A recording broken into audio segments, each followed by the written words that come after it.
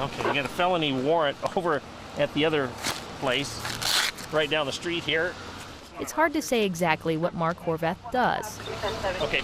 I call it reality twittering, you know, that I talk about, hey, I'm going to do a ride-along with Sergeant Allen. Come along with me. They get so hardened to these panhandlers, the chronic inebriates laying on the street, people do not want to stop.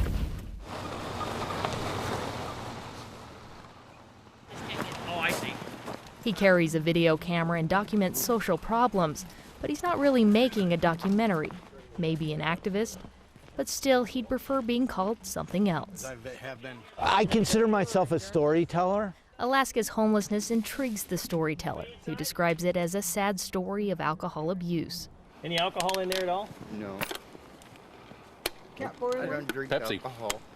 Anchorage police took him to Lions Park in Mountain View, where homeless camps hide in the trees, just off the walking trails. First of all, they're illegal camps. Second of all, they're cutting down trees and burning them in a burn barrel, which is definitely a no-no. I see both sides to the problem. The gentleman that we met at the camp, he really has no place to go. And he points at a 12-pack of beer and says, this is my problem. And he's done the shelter and timed out. So now he's out here, but it's also a safety issue. Is there anybody in here? Horvath lives in Southern California. The former television producer travels the country meeting homeless people. From it, he found the face of poverty is the same everywhere. D. Yes, sir. We're in Anchorage, Alaska. You're homeless. Tell me about that. It's hard. You know, it could happen to anybody. You know, if you're living from paycheck to paycheck. You know, and if you don't get that paycheck, then you're out on the street. You know, it could happen to anybody. Short stories depicting deep pain are posted on Horvath's webpage, invisiblepeople.tv, and constantly promoted from his iPhone. A friend of mine died this winter. He was the first one to die this year as a homeless inebriate. His name was Nick Joe. Oh my gosh. They found a empty bottle of Listerine next to him in the snowbank. He apparently died of hypothermia. Stories about health problems, drug addictions, and job loss. The first story he ever did, now ranked at the bottom of the page, is without question his most memorable. Back in 1995, I lived in this park. I had 2 shirts, a pair of jeans, and I carried a kitchen knife, which I thought I would use for survival. But more often than not, I sat on this very park bench contemplating suicide, thinking about how I'm going to slice my wrists with this kitchen knife. 15 years sober now, but Horvath knows for those still sleeping on the streets, it's nearly impossible to stay away from drugs and alcohol. To regain dignity, he says people need housing first. A model Anchorage has used for years, but now the city wants to expand the project. This is a permanent solution to homelessness. It's not going to solve all of our homeless problems in Anchorage, but it is a chance to make a big dent in this constant revolving door of homelessness and shelters and back to homelessness again. The Anchorage Assembly set regulations outlining the project last week and are surveying potential locations, including the Red Roof Inn on 5th and Carluck. The plan would allow alcoholics to continue drinking while they pay rent and receive treatment.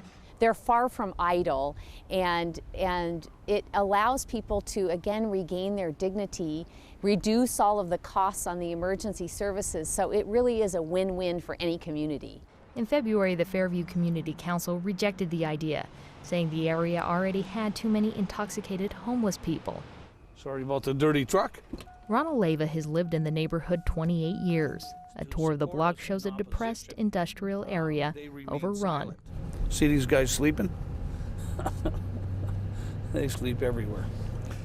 Street drunks in his front yard get pushed from one spot to another. We thought that the homeless should be treated with dignity, care, and compassion, and I still believe that. But they still drink, and never alone. From that, he figures the only way to change someone's life is by pulling them out of the cycle, away from their friends. The Red Roof Inn is just another horse on the carousel of the merry-go-round of the shelter, the soup kitchen, sleep off, jail, and when they kick those people out, they're out of here, and they're in our neighborhood. In a tough neighborhood, keeping the threat out started with fences, then signs, now junkyard dogs and a gun. They never tell you the negative. When they kick them out, where do they go? People are acclimated to the community they reside in. So as soon as these people leave the shelter, they go through and transition through here.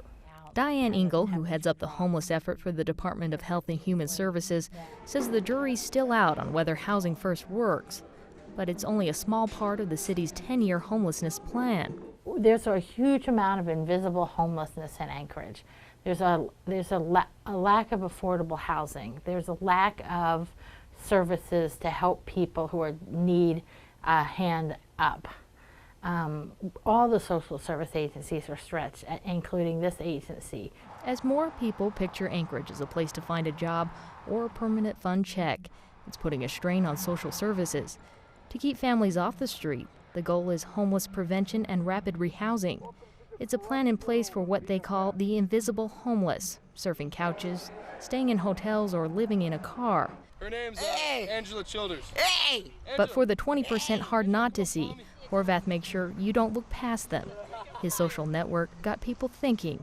It started housing and feeding programs. I was in Baton Rouge and found out about 50 homeless kids that didn't have shoes. And through my social media network, within an hour, 50 homeless kids had brand new shoes. His tweets describe Anchorage's homeless story as complex but hopeful. The snapshots he captured show a community trying to find a solution. You're homeless. Tell me about it. It sucks being homeless. And I don't want to ever see none of my little girl homeless. She's 1 year old. My first baby. I hope not to see her homeless. Not like me. If you had 3 wishes, what would they be? Yeah, first one, the roof over my head, money to get by on, and just like get clean up, start going back to church. Thank you very much for talking to me. You're more than welcome. He can't make all wishes come true. He wishes he could. But he always asks because he knows that desire for something more can change minds. Ashton Goodell, Channel 2 News.